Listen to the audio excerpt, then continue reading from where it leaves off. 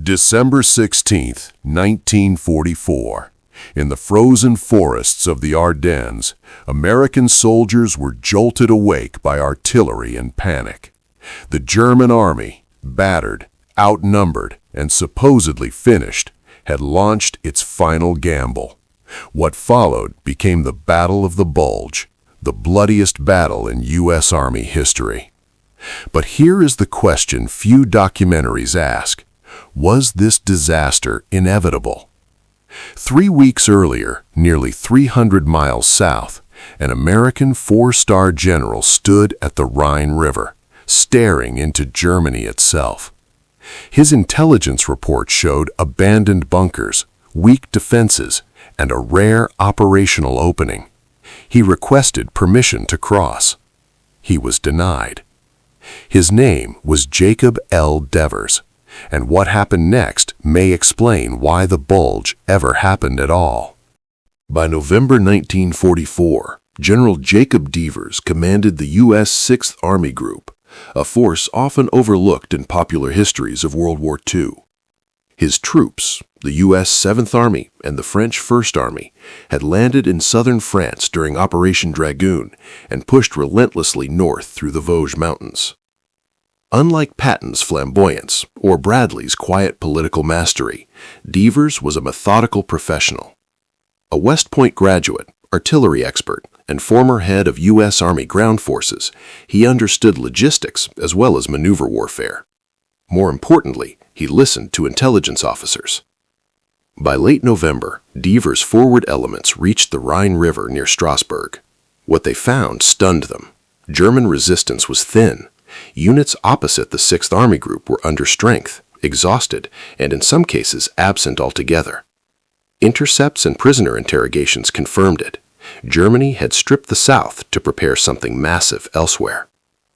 Devers believed this was not a coincidence. It was an opportunity. Devers' intelligence officers brought him reports that bordered on the unbelievable.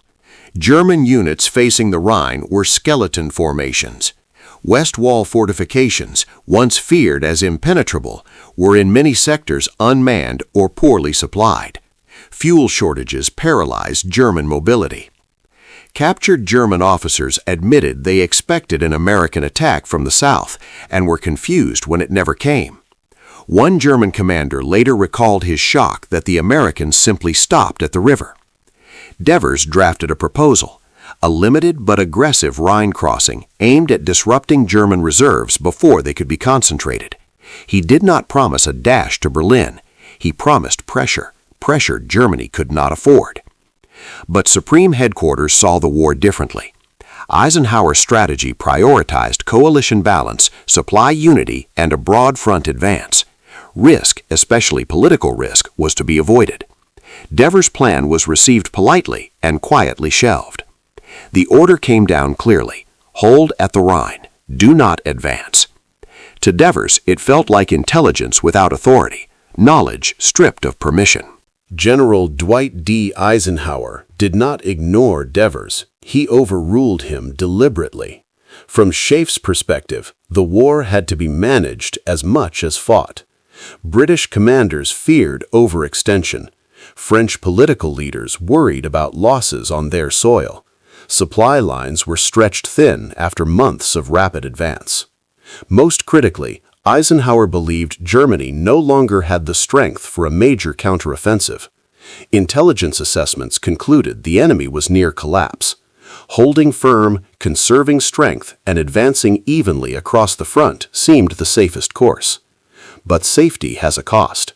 While Devers waited at the Rhine, German armored divisions quietly assembled in the Ardennes.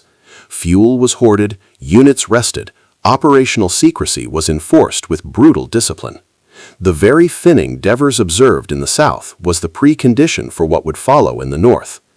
On December 16, 1944, the German army struck, not where America was strongest, but where it was least prepared. Only then would many officers realize what Devers had seen weeks earlier.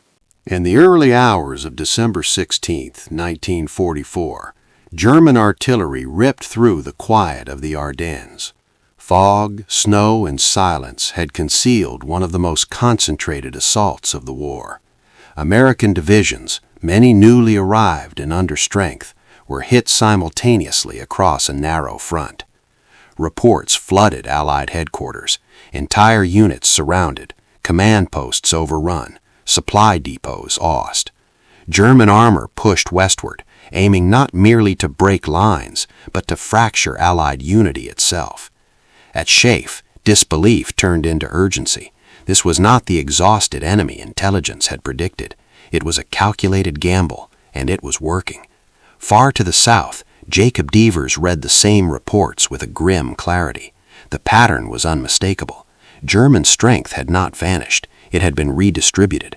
What he had observed along the Rhine now had a name: preparation. The offensive proved one thing beyond doubt.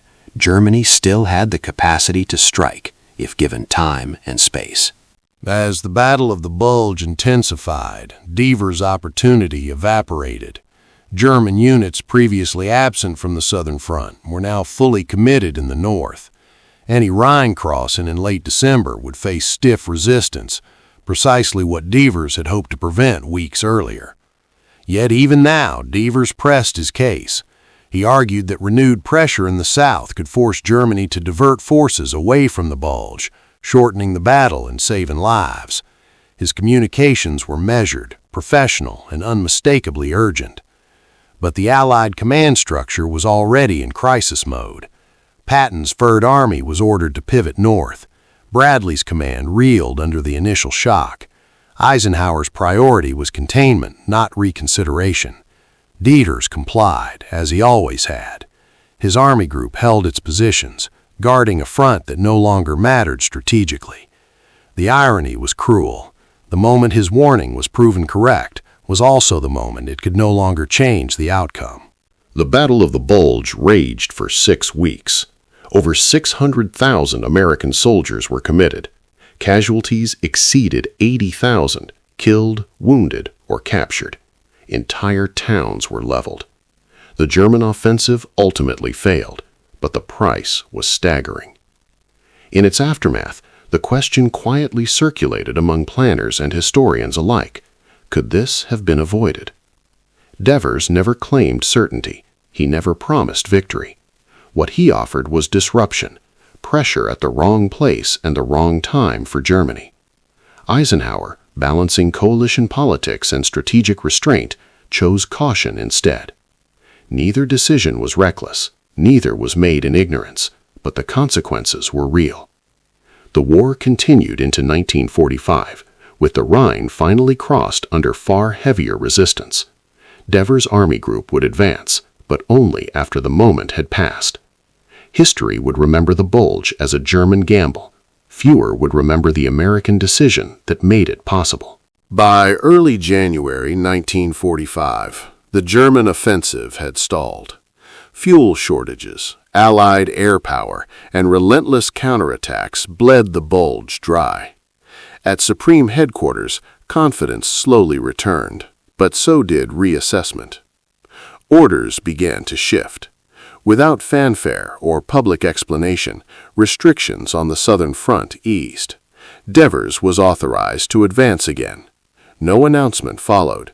No acknowledgement of earlier restraint was made. The change was subtle, but to Devers it was unmistakable. The very pressure he had advocated weeks earlier was now deemed necessary, just later and at far greater cost.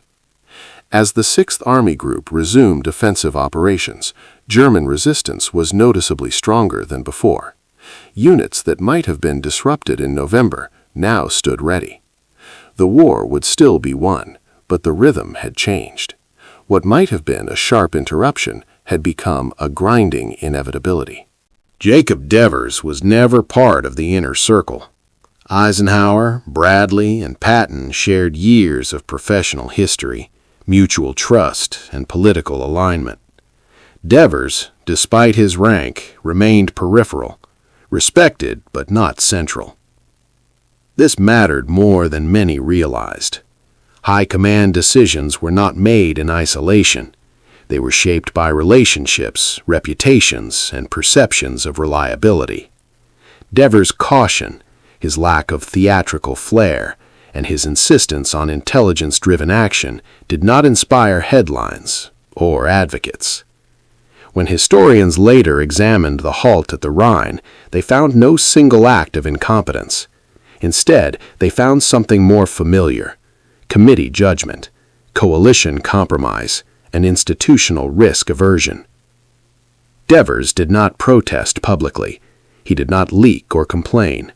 He advanced when ordered and stopped when told. In doing so, he ensured he would be forgotten, even as his warning proved accurate. The story of Jacob Devers does not fit neatly into triumph or failure. It is not a tale of a general ignored out of arrogance, nor of leaders blinded by ego. It is a case study in how modern wars are constrained, not just by enemies, but by systems. Devers identified a vulnerability. He communicated it clearly. His superiors understood it, and still chose differently. That decision reflected the realities of alliance warfare, political oversight, and the fear of catastrophic overreach. Yet the Bulge exposed the cost of delay. Germany was allowed to strike where it should not have been able to strike at all. By the time the Rhine was crossed in March 1945, the moment Devers had seen was gone forever. History would move on. Medals would be awarded. Memoirs would be written. But the question would remain: not whether Devers was right, but whether being right was ever enough. In the years after the war, a persistent question emerged. Did Allied leaders intentionally slow their advance to allow the Soviet Union to occupy more of Europe? The idea surfaces repeatedly in memoirs, debates, and modern comment sections. The documentary record, however, offers no direct evidence of such coordination. Eisenhower's correspondence shows deep concern with coalition unity, logistics, and casualty avoidance, not territorial bargaining in late 1944. Yet perception matters. From Devers' vantage point, the halt at the Rhine felt less like strategy and more like paralysis. The absence of a clear explanation only fueled later suspicion. What is certain is this: while Allied armies paused, the Red Army surged westward. Germany was being compressed from both sides, but unevenly. Devers' proposal did not concern Soviet boundaries, it concerned timing, and timing in December 1944 proved decisive. Dwight Eisenhower carried a responsibility unlike any other Allied commander. He was not only a general, but a mediator between nations, personalities, and political realities. Every decision risked fracture, not just failure. Allowing Devers to cross the Rhine independently raised real concerns. British commanders feared overextension. French leaders worried about civilian losses and political legitimacy. Supply officers warned of fuel shortages. Eisenhower chose unity over initiative. That choice did not make him mediocre. It made him cautious, deliberately so. The tragedy, if it can be called that, lies not in competence but in trade-offs. Eisenhower accepted the risk of a German counterstroke in exchange for maintaining control of the alliance. When the counterstroke came, it validated neither side completely. It simply revealed the limits of prediction, even at the highest level. Could Jacob Devers have prevented the Battle of the Bulge? No historian can answer that definitively. Wars do not turn on single decisions. They turn on chains of choices, constraints, and uncertainties. But the evidence suggests this much. Devers identified a genuine operational weakness. Acting on it earlier would have forced Germany to respond, likely at the cost of Ardennes' offensive. Whether that would have shortened the war by weeks or months remains unknowable. What is knowable is the human cost of delay. Tens of thousands of casualties in a battle Germany should not have been able to fight. Devers never sought vindication. He retired quietly, his role reduced to footnotes. History remembers victories. It rarely remembers restraint, even when restraint changes everything.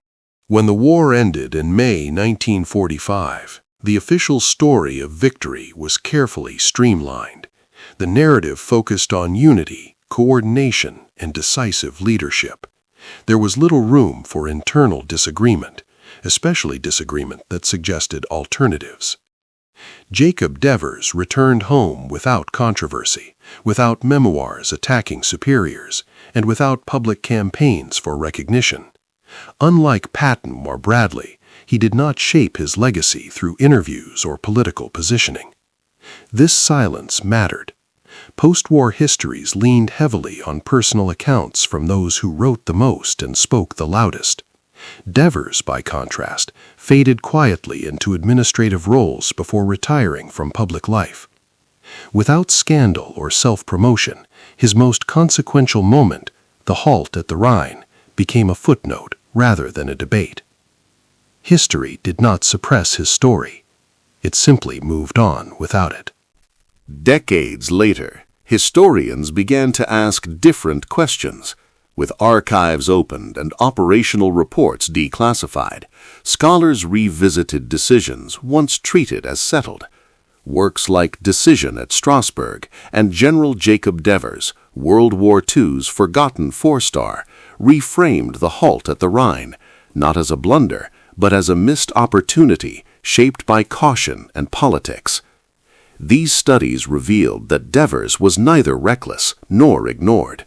He was heard and overruled. The distinction matters. It transforms the story from one of incompetence into one of institutional choice. Importantly, these historians did not portray Eisenhower or Bradley as villains. Instead, they highlighted how coalition warfare rewards stability over innovation. The story gained clarity, but not headlines. Academic reassessment rarely competes with heroic myth. Jacob Devers' story endures not because it offers certainty, but because it exposes a recurring truth about war. Insight does not guarantee action. Intelligence does not equal authority. And being correct does not ensure recognition. Modern military planners study cases like this, not to assign blame, but to understand friction, the invisible forces that slow decision-making when stakes are highest. The Battle of the Bulge is remembered as a German gamble. It is rarely remembered as an Allied pause, yet both are inseparable. Devers did not lose a battle. He lost a moment, one that may never have come again. And in that loss lies the quiet lesson of December 1944. Wars are shaped as much by what is delayed as by what is done. It is tempting to simplify history by assigning blame, to elevate one figure and diminish another. But the halt at the Rhine resists that impulse. Eisenhower did not stop Devers out of fear or favoritism. He acted within a system designed to prevent catastrophic miscalculation. Likewise, Bradley and other senior commanders were not conspiring to sideline a rival. They were navigating a war whose outcome depended as much on alliance cohesion as battlefield success. Responsibility, in this case, was shared, diffused across committees, priorities, and assumptions. No single order caused the bulge. No single decision could have guaranteed its prevention. What remains is not guilt, but consequence, and consequences do not require villains to be real. In February and March of 1945, Jacob Devers finally led his army group across the Rhine. The crossing was successful, disciplined, and costly. German resistance was now entrenched, reinforced, and determined. The advance that followed through southern Germany and into Austria was methodical rather than dramatic.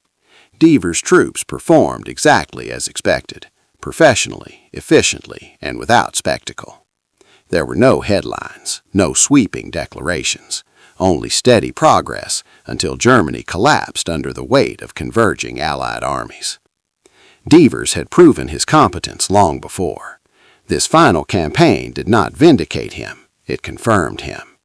Yet history would remember the crossing itself, not the moment when it might have mattered more. The story of Jacob Devers is not a warning against caution, nor a celebration of boldness. It is a reminder that timing is a weapon, and hesitation can be as decisive as action. Eisenhower won the war he was tasked to manage. Devers lost the chance to test his insight. Both outcomes can be true simultaneously.